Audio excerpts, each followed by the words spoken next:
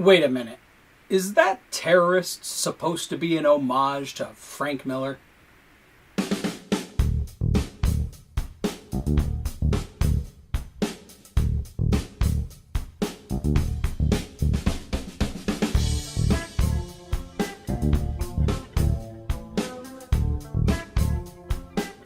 So welcome to the very first video blog for the Tripping Through Gateways web blog. I'm starting with this series where I'm actually tackling something that I've tackled generally before, but it was the DCU movies, or the DC Cinematic Universe, or the DC Extended Universe, whatever you're going to call it. But the last time I did an opinion on these films was back after pretty much the Batman v Superman Dawn of Justice, and I did not do anything after Wonder Woman. I just reviewed Wonder Woman and Justice League and Suicide Squad. So I kind of thought it would be a good idea to revisit it, especially as looking forward, we have an Aquaman movie coming up, there's a Flash movie.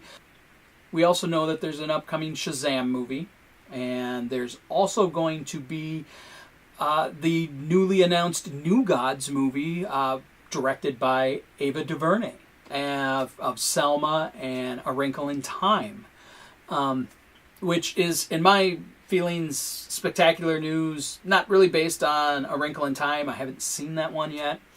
So as I noted, I'm going to delve into the DC Cinematic Universe. Now, what this video is not meant to be, Marvel versus DC.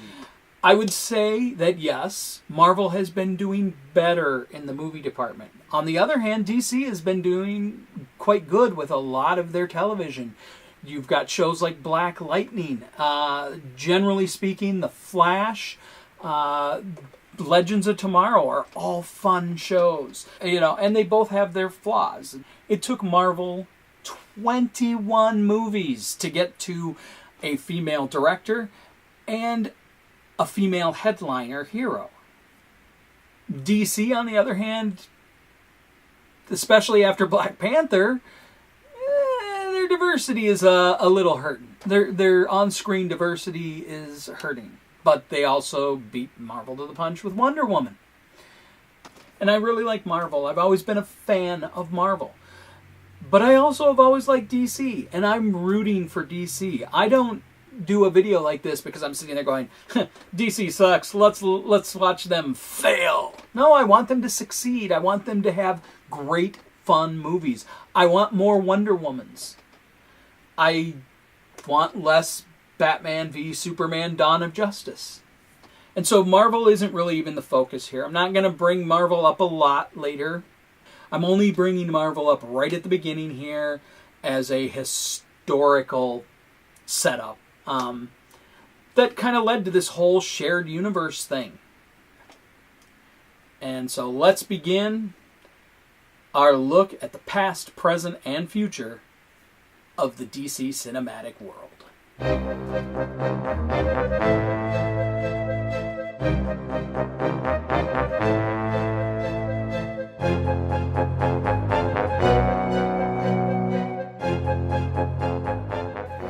So for about 20 years, DC really did dominate the whole landscape of cinematic superhero movies.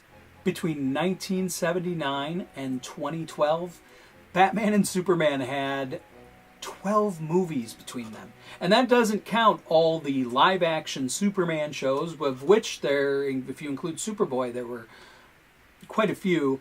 There were, of course, failures like the Supergirl movie. There were also multiple cartoons, both for Batman and Superman and Justice League. They dominated. Marvel, on the other hand, in the 80s had stuff like Roger Corman's Fantastic Four movie, The Punisher, Howard the Duck. And it really... Oh, wait a second. That Fantastic Four movie never came out. And if you want to know why, there's a really great documentary called Doomed Very entertaining, very informative, and boy, is that a wild story.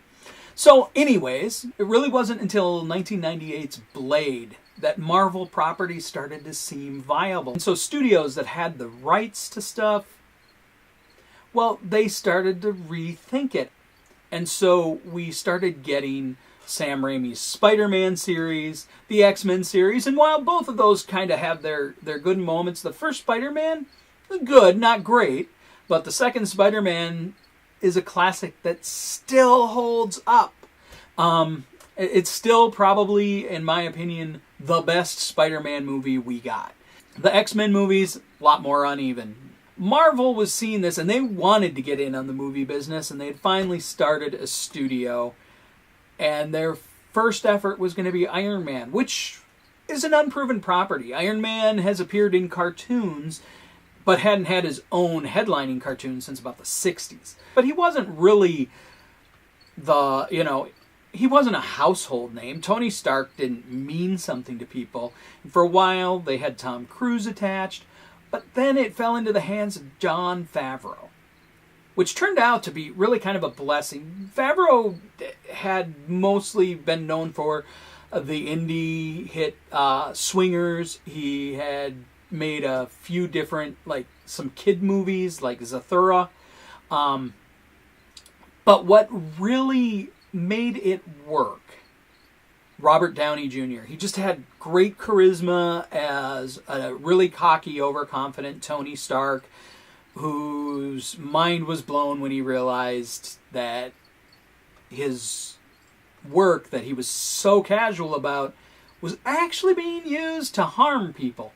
And it was being used by the bad guys. But it was a surprise hit. I don't think anybody really thought Iron Man was going to be a huge thing.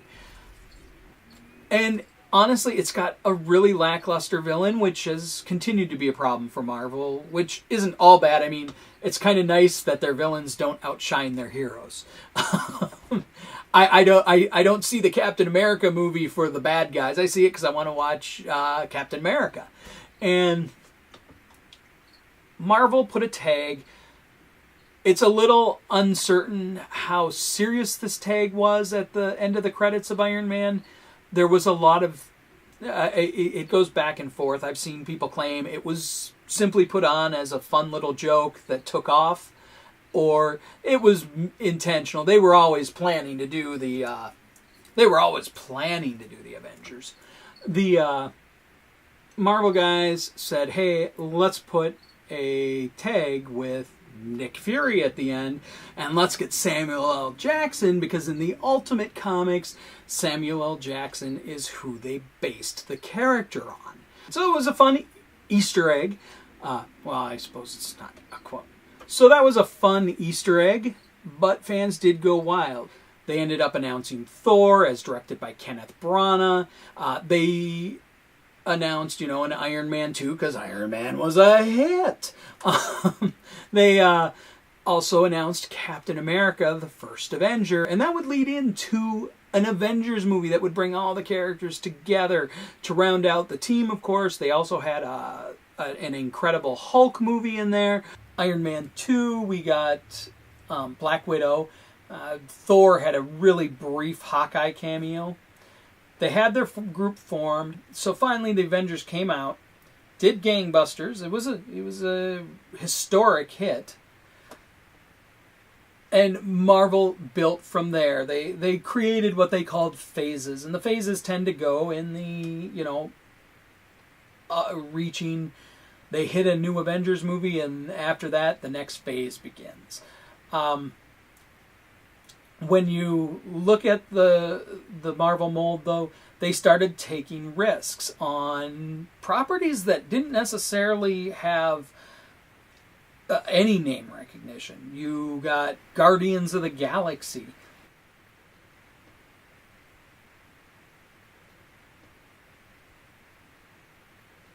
And then, or characters with very low name recognition, like Doctor Strange. Yeah, you really should have stolen the whole book, because the warnings come after the spells.